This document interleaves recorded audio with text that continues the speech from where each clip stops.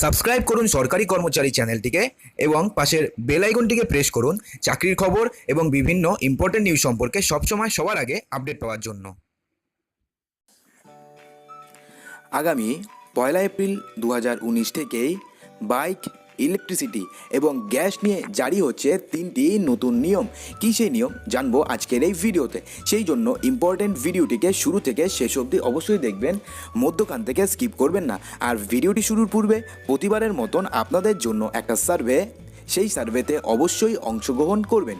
প্রশ্নটি হলো, মোদি, মমতা এবং রাহুল গান্ধী এই তিনজনের মধ্যে প্রধানমন্ত্রী হিসেবে আপনি এইবার কাকে দেখতে চান? অবশ্যই ভিডিওর কমেন্ট বক্সে আপনাদের মূল্যবান বক্তব্যটি লিখতে ভুলবেন না। তো চলুন বন্ধুরা, আর দেরি না করে আমরা আমাদের আজকের ইম্পর্টেন্ট ভিডিওটি শুরু করি।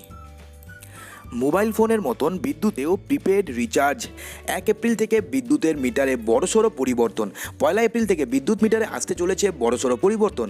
তবে বিদ্যুৎ চুরি রুখতে এবার প্রিপেড মিটার বা আগে থেকে টাকা দিতে হবে, তারপরে আপনারা কিন্তু এখন থেকে ব্যবহার করতে পারবেন। কেন্দ্রীয় সরকারের এক লক্ষ্যমাত্রা জানা গিয়েছে 2022 সালের মধ্যে মিটার না থাকলে ব্যবহার করতে পারবেন না গ্রাহকরা। অর্থাৎ আপনার কাছে যদি প্রিপেড মিটার ব্যবহার না থাকে তাহলে কিন্তু আপনারা আর ইলেকট্রিসিটি ব্যবহার করতে পারবেন না।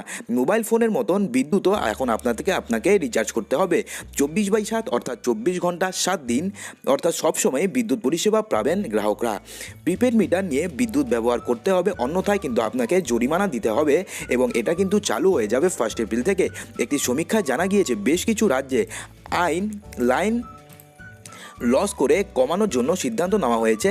এর মাধ্যমে বিদ্যুতের বিলে 15% খরচ কম হতে পারে। অর্থাৎ কিছু কিছু রাজ্যে প্রিপেড মিটার চালু হয়েছে এবং এর ফলে কিন্তু বিদ্যুতের বিলে প্রায় 15% পর্যন্ত সাশ্রয় দেখা গিয়েছে। অর্থাৎ 1 এপ্রিল থেকে কিন্তু পশ্চিমবঙ্গেও প্রিপেড মিটার চালু হয়ে যাবে এবং তারপর থেকে কিন্তু আস্তে আস্তে প্রত্যেকটি ঘরে প্রিপেড মিটার লাগানোর কাজ শুরু হয়ে যাবে। তো প্রিপেড মিটার চালু হলে আপনাদের বাড়িতে বিদ্যুতের বিল কমবে নাকি বাড়বে অবশ্যই ভিডিওর কমেন্ট বক্সে জানাতে ভুলবেন না।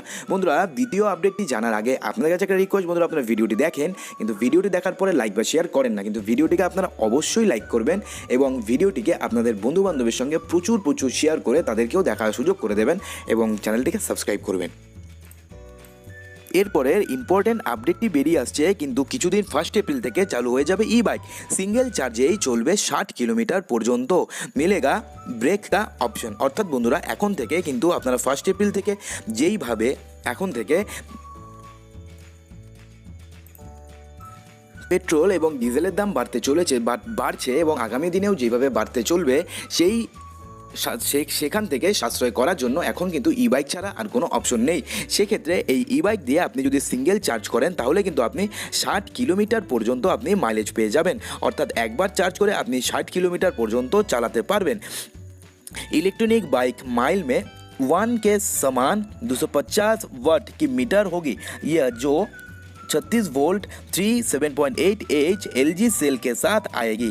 অর্থাৎ এই নতুন বাইক কিন্তু আপনি আর কিছুদিনের মধ্যেই পেয়ে যাবেন এবং এর ফলে কিন্তু কলকাতাতে কিন্তু আপনি এই বাইক পেয়ে যাবেন। তো বন্ধুরা, এরপরে গ্যাস নিয়ে যে নতুন আপডেটটি জারি করতে চলেছে সেটি এখন আমরা জেনে নেব।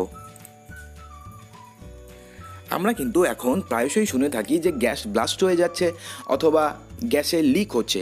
এই সমস্যা থেকে দূর করার জন্য কিন্তু এখন থেকে ভারত সরকারের পক্ষ থেকে নতুন গ্যাস সিলিন্ডার নিয়ে আসা হচ্ছে। যে গ্যাস সিলিন্ডারটি সম্ভবত 1 এপ্রিল থেকেই কিন্তু সার্কুলেটের কাজ শুরু হয়ে যাবে।